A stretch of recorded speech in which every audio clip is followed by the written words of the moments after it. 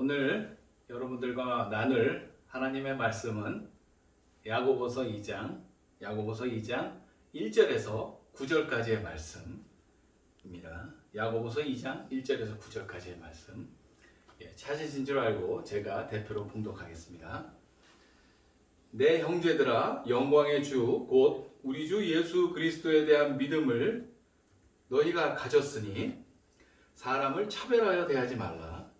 만일 너희 회당에 금가락지를 끼고 아름다운 옷을 입은 사람이 들어오고 또 남루한 옷을 입은 가난한 사람이 들어올 때 너희가 아름다운 옷을 입은 자를 눈여겨보고 말하되 여기 좋은 자리에 앉으소서 하고 또 가난한 자에게 말하되 너는 거기 서 있든지 내 발등상 아래에 앉으라 하면 너희끼리 서로 차별하며 악한 생각으로 판단하는 자가 되는 것이 아니냐. 내 사랑하는 형제들아, 들을지어다. 하나님이 세상에서 가난한 자를 택하사 믿음에 부요하게 하시고 또 자기를 사랑하는 자들에게 약속하신 나라를 상속으로 받게 하지 아니하셨느냐. 너희는 도리어 가난한 자를 업신여겼도다. 부자는 너희를 억압하며 법정으로 끌고 가지 아니하느냐. 그들은 너희에게 대하여 일컫는 바 그 아름다운 이름을 비방하지 아니하느냐. 너희가 만일 성경에 기록된 대로 내 이웃 사랑하기를 내 몸과 같이 하라 하신 최고의 법을 지키면 잘하는 것이거니와 만일 너희가 사람을 차별하여 대하면 죄를 짓는 것이니 율법이 너희를 범법자로 정죄하리라. 아멘. 야고보서 시리즈 세 번째 설교입니다. 지난 시간까지 야고보서의 내용을 나눴는데요. 1장의 내용을 나눴죠. 야고보 사도의 중심축이 있습니다. 야고보 사도가 전하고자 하는 내용의 중심축은 행함입니다. 행함. 말씀을 들었으면, 복음을 들었으면 그 복음에 대해서 행해야 되는 게 중심축이죠. 말씀을 들었는데 행하지 않는다는 것은 야고보 사도는 죽은 믿음이라고까지 했습니다. 2장의 17절에 가면 그 내용이 있습니다. 이와 같이 행함이 없는 믿음은 그 자체가 죽은 것이라. 야고보 사도는 아예 그것을 죽은 믿음이라고 했습니다. 자, 당시에 초기 기독교 그리스도인 공동체, 유대 디아스포라 그리스도인 공동체, 디아스포라에 대해서는 제가 지지난 시간에 첫 번째 시간에 말씀을 드렸습니다. 근데 잠시 제가 언급을 하면 디아스포라는 처음에 예루살렘 교회에서 생겼을 때 오순절 성령 강림 사건이 있었습니다. 오순절 성령 강림 사건으로 여러 그리스도인 공동체들이 로마 전역으로 흩어지게 되죠. 그것을 디아스포라라고 합니다.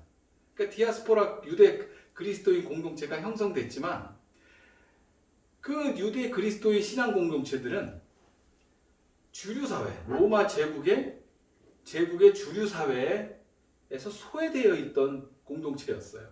이러다 보니까 로마 제국에 대해서 동경을 하고 제국의 주류 문화에 대해서 동경을 하는 그런 사람들이 생겨나게 되었습니다. 그러다 보니까 야고보 사도 야고보는 예루살렘 교회의 수장으로서 유대 그리스도인 공동체들의 유대인들에게 대해서 권면을 하게 돼 있죠. 자, 예루살렘 교회의 수장은 야고보고, 그리고 이제 나머지 그 이방인들에 대한 것은 바울 사도, 그리고 이제 그 예루살렘 교회와 유대인에 대한 또 권면은 베드로 사도, 이렇게 나눠져 있죠. 이렇듯 야고보 사도는 하나님한테 받은 말씀을 들으면 행함을 강조하고 있습니다. 행함이 뭐겠습니다? 결국 행함이 없는 건 죽은 믿음이라고까지 했어요. 우리는 하나님한테 말씀을 받은 병사, 군인이나 다름없습니다. 자, 군인을 제가 말씀을 드리려고 하다 보니까 제가 준비한 것이 있는데, 군인, 자, 옆에 사진 두 장이 이렇게 나란히 있습니다. 첫 번째 사진을 보면 군에 입대할 때, 훈련소에 입대할 때의 장정들의 모습이죠. 입대하는 모습. 그러니까 옷은 제각각 다 다르게 입고 있지만 머리는 똑같이 깎았습니다. 즉 세상적인 모습은 전부 다 천차만별이에요. 부한 사람도 있고 가난한 사람도 있고 지위가 높은 사람도 있고 지위가 낮은 사람도 있고 그래요. 하지만 머리는 똑같지요. 이 사람들이 군에 들어가서 훈련을 받고 훈련소에서 똑같은 모습으로 지위 고절을 막론하고 서로 차별이라는 게 없는 상태에서 똑같이 훈련받고 이렇게 됩니다. 이때의 격려 모습과 이때의 격려하는 모습이 다르죠? 격려 모습이 굉장히 절도 있죠. 그러다 보니까 이 군대의 모습을 우리는 상상하면서 우리 기독교 교회의 모습을 상상해야 됩니다. 교회의 모습을 보시면 차별이 없어야 되죠.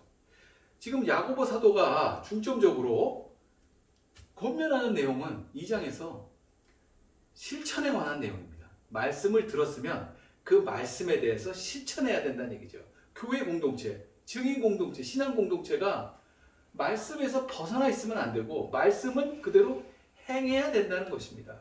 신앙 공동체가 요만큼 작은 공동체일지 모르지만 그 안에는 여러 가지가 내포되어 있어요.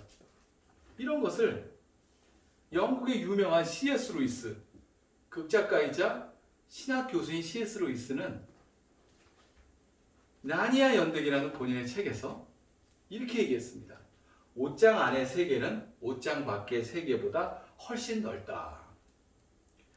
즉, 교회 공동체, 신앙 공동체 안에서 여러 가지 사건들이 있어요. 그 여러 가지 사건들이 있지만 결국 그 신앙 공동체 안에서의 이 실천이 중요하고 그것은 이웃을 사랑하는, 하나님을 사랑하면 이웃을 사랑해야 된다는 그런 것들이 담겨져 있는 것입니다. 지금 오늘 보시면 우리는 야고보서의 내용을 토대로 성경, 신약 성경 그대로 예수님이 전하는 내용 그대로 전달되었던 그 복음의 내용을 우리는 유념해야 됩니다. 자, 우리가 사람을 차별하지 말아야 한다는 중점적인 내용들을 볼 때 우리는 이 한 사람을 기억합니다. 노예 해방의 아버지 링컨 대통령. 링컨 대통령은 신앙심이 투철한 기독교인이었습니다. 항상 기도로 살았죠. 기도의 삶을 살았습니다. 이분은 미국의 흑인 해방의 위대한 아버지입니다. 흑인들은 차별받았습니다. 미국이라는 나라는 원래부터 강대국이 아니었습니다. 미국은 콜럼버스에 의해서 북미 대륙이 발견되고 이후에 영국에 의해서 식민지가 됐어요. 그렇기 때문에 엄청나게 넓은 영토, 본토가 되게 넓죠? 그 영토에 농업이나 이런 것들이 발달하게 됐습니다. 농업이나 이런 것들이 발달했는데 노동력은 필요한데 사람이 없어요. 그렇기 때문에 많은 수의 아프리카의 건장한 최고의 흑인들을 노예로 들여다가 일로 시킨 거죠, 일을. 근데 이 노예라는 게 결국 뭐겠습니까? 사람으로서 사람 대접을 못 받고 짐승만도 못한 대접을 받은 거 아니겠습니까? 링컨 대통령은 이것을 해방시켰습니다. 흑인 노예들도 사람과 똑같다는 것을 해방시켰죠. 결국 남북 전쟁을 통해서 미국의 흑인 노예들은 해방을 받게 됩니다. 미국은 이후 굉장한 발전을 이루게 됩니다. 원래 미국은 그렇게 강대국이 아니었어요. 근데 남북전쟁 이후에 미국이 하나로 통일된 이후에는 뭐 이전에도 통일은 됐었지만 이 노예 해방 문제 때문에 분열이 됐었죠. 눈부신 산업혁명이 일어나면서 경제도 발전하고 그리고 신앙적으로도 대각성 운동이 일어나면서 영적 부흥이 일어나게 됩니다. 기도가 많이 일어나게 되고 특히 많은 수의 선교사들을 보냅니다. 특히 한국에 많이 보냈습니다. 조선에 많이 보냈죠. 결국 미국의 이 기도로 뭉쳐진 이 선교 운동과 기도는 오늘날 미국을 정말 위대한 강국으로 만들어 주었습니다. 이런 것들을 우리는 깨달아야죠. 하나님의 말씀대로 순종한 사람들이 기도로 무장될 때 이후에 어떤 결과가 일어나는지 이것은 역사가 분명히 말해주고 있는 것입니다. 자, 본론으로 들어가서요. 로마 제국의 당시의 상황을 보면 처음에 유대 그리스도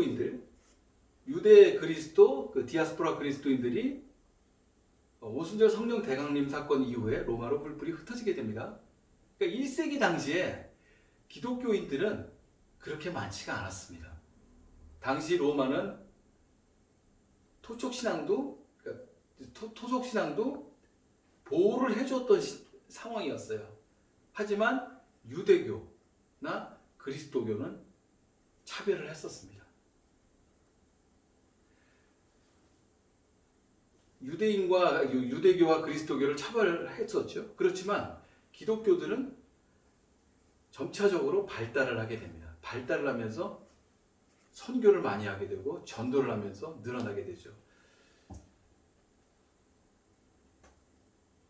기독교의 발흥이라는 책을 로드니 스타크라는 사람이 썼습니다. 여기에 내용을 들어가서 보면 여기에 어떤 내용들이 나오냐면 기독교의 발전, 로마 제국의 속에서 기독교인들이 얼만큼 늘었나 이런 내용들이 나와 있어요. 기독교인들은 처음에는 그렇게 급속도로 성장하지는 않았다고 합니다.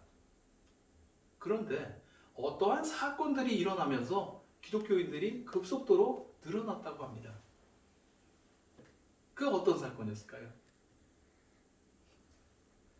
그것은 전염병과 같은 역병이 돌 때의 기독교인들의 모습, 이웃을 사랑하는 모습, 그리고 엄청난 박해의 상황 속에서도 굴하지 않고 신앙을 저버리지 않는 그 믿음의 모습을 보고 이방인들은 탐복한 것입니다. 그래서 동조를 하게 된 것이죠. 기독교인들이 처음에는 로마 제국 1세기 당시에는 그렇게 많지 않았다고 합니다. 그런데 313년에 로마 제국의 컨스탄티누스 황제에 의해서 기독교가 공인되기 전 인구를 보면 약 15%에서 20% 가까이 된다고 합니다. 로마 제국에. 근데 그 전에 한 30년 전쯤, 20년 전쯤 3세기 말력 디오클레티아누스 황제의 대박해, 이때 박해가 제일 심했습니다. 기독교인들을 무참히 살해를 했죠. 그래서 카타콤 지하에서 예배드리고 그랬죠. 이때 기독교가 급속도로 인구 확산이 일어나는데 어떤 방식으로 이루어졌냐면, 자, 지금 코로나 역병에 있어서 우리는 방역이라는 게 마스크를 쓰고 분리하고 거리 두기를 합니다. 근데 그 당시에 로마 시대 때는 그런 것 자체가 없었어요. 이 상황에서 역병은 계속 늘어나고 역병이 늘어나면 떠났습니다. 로마 제국 사람들은. 그런데 기독교인들은 역병에 걸린 사람들, 불쌍한 사람들, 가난한 사람들을 보살폈습니다. 떠나지 않았습니다. 차별하지 않았습니다. 그 사람들 곁에서 도와주고, 자, 그런 말이 있지 않습니까? 어떤 아픈 사람이 있었을 때는 그 사람 옆에 지켜만 줘도, 옆에만 있어만 줘도 그 사람은 기운을 낸다고. 어떤 보고서에서 제가 본 기억이 나는데, 어떤 환자가 있을 때 음식물과 물만 갖다 주고 그 옆에만 잠깐만 있어줘도 이 사람은 살아날 확률이 아무도 없는 것보다 훨씬 높답니다. 그리스도인들이 그렇게 했습니다. 초기 공동체, 신앙 공동체 그리스도인들은 역병에 걸린 사람들한테 굴하지 않고 찾아가서 위로해주고 건면해주고 음식물을 갖다 줬습니다. 그 중에는 역병 걸려서 죽은 사람도 있지만 많은 숫자가 살아나고 그 사랑의 보살핌으로 살아나고 그 사람들은 전부 하나님을 영접하게 됩니다. 이렇게 함으로 인해서 기독교가 급속도로 확장됐다고 기독교의 발흥이란 책 로드니 스타크는 얘기하고 있습니다. 즉 기독교라는 것은 그런 것입니다. 예수님의 말씀이 그런 것이죠. 하나님을 사랑하는 것처럼 하나님을 사랑하는 것은 이웃도 사랑, 하나님 사랑, 이웃 사랑.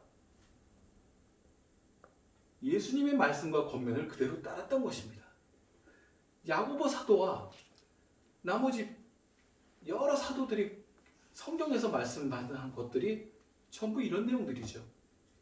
신앙 공동체의 권면이 너희들은 말씀을 받았으면, 말씀을 들었으면 그거대로 행해라. 행하라는 것입니다. 오늘 야고보서 2장의 21절과 23절까지 한번 보겠습니다. 우리 조상 아브라함이 그 아들 이삭을 제단에 바칠 때 행함으로 의롭다 하심을 받은 것이 아니냐. 내가 보거니와 믿음이 그의 행함과 함께 일하고 행함으로 그 믿음이 온전하게 되었느니라. 이에 성경에 이른바 아브라함이 하나님을 믿으니 이것을 의로 여기셨다는 말씀이 이루어졌고 그는 하나님의 벗이라 칭함을 받았나니. 아멘. 자, 우리가 칭이라는 건 말씀을 우리가 믿음으로 의롭다함을 받는다고 하는 게 칭의죠. 아브라함은 의롭다함을 받았습니다. 근데 아브라함은 여기서 하나 더 나왔습니다. 이삭을 바쳤을 때 이삭이 죽으면 다시 하나님께서 살아나게 해주신다는 것을 보지 않고 믿었던 것입니다. 우리가 히브리서의 유명한 11장의 내용을 보면 믿음으로라고 나오죠. 믿음장. 아브라함은 그런 것입니다. 믿음을 받았고 행했습니다. 행함으로 하나님한테 칭찬을 받은 것입니다. 또 있습니다. 25절. 또 이와 같이 기생 라합이 사자들을 접대하여 다른 길로 나가게 할 때 행함으로 의롭다 하심을 받은 것이 아니냐. 기생 라합도 마찬가지죠. 죽음을 무릅쓰고 행했습니다. 26절에 보겠습니다. 영혼 없는 몸이 죽은 것 같이 행함이 없는 믿음은 죽은 것이니라. 아멘. 우리가 말씀을 받았으면 말씀에 대해서 그대로 행하고 그것은 변하지 않아야 하는 것입니다. 히브리 기자는 히브리서 6장 4절에서 6절에 이렇게 말하고 있습니다. 한번 빛을 받고 하늘의 은사를 맛보고 성령에 참여한 바 되고 하나님의 선한 말씀과 내세의 능력을 맛보고도 타락한 자들은 다시 새롭게 하여 회개할 수 없나니 이는 그들이 하나님의 아들을 다시 십자가에 못 박아 드러내놓고 욕되게 함이라. 아멘. 자, 말씀을 들었는데 말씀에 순종해서 따라가지 않고 행하는 것을, 다른 종교를 믿고 세상을 따라가는 것을 히브리 기자는 있을 수 없다고 본 겁니다. 돌이킬 수 없다고 한 거죠. 야고보 사도 또 역시 마찬가지입니다. 야고보 사도도 이 부분에 대해서 강조를 하고 있는 것이죠. 자, 오늘 내용에 중점적으로 나온 것을 제가 언급하고자 합니다. 2장 1절에서부터 쭉 보면 차별을 하고 있습니다. 무슨 드라마의 한 장면을 보는 것 같습니다. 어떤 부자인 사람이 회당에 들어왔는데 부자인 사람은 높이 받게 해주고 가난한 사람이 들어왔더니 가난한 사람은 저기 가서 네 마음대로 네 앉은 자리 발등상 앉은지 찌그러져 있어라 이런 식으로 얘기를 한 거죠. 이 모습을 보면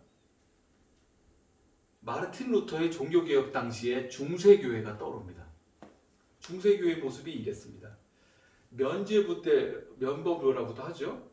면죄부를 돈을 많이 낸 사람은 교회에서 크게 대접을 해줬고 가난해서 낼 돈이 없는 사람은 심하게 차별 대우를 받았습니다. 그로 인해서 교회는 부패했고 결국 각성운동인 종교개혁이 일어나게 되었죠. 하나님의 말씀은 정말 확실합니다. 요즘 한국교회 모습에도 이런 모습들이 투영되고 있습니다. 세상적인 것들이 들어오고 있습니다. 경계해야 합니다. 우리는 이런 모습들을 경계해서 하나님의 말씀대로 하나님이 주셨던 그 말씀에 제대로 행하는 그런 삶을 살아야 하는 것입니다. 야고보 사도가 권하는 이 내용을 우리는 유념해야 됩니다.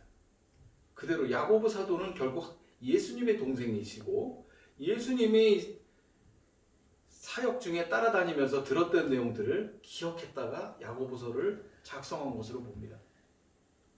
결국 예수님의 궁유한 마음, 예수님이 전했던 복음, 그 복음대로 살아야 하는 것이죠.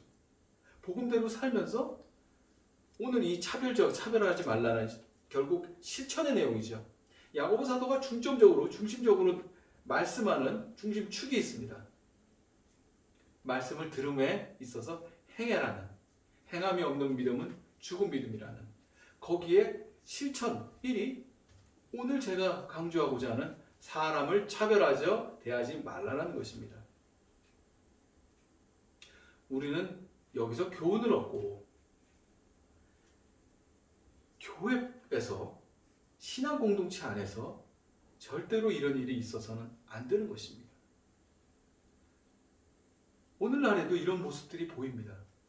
직분이나 어떤 사람들은 더 높임 대우를 받고 직분이 없고 헌금이 들레댔는가 이런 사람들은 낮은 대접을 받는 이런 모습들이 보입니다.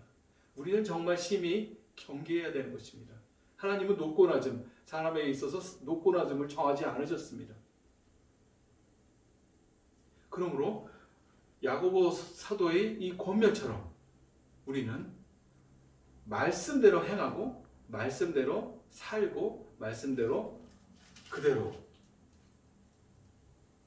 행하고 사는 그런 삶을 살아야 하겠습니다.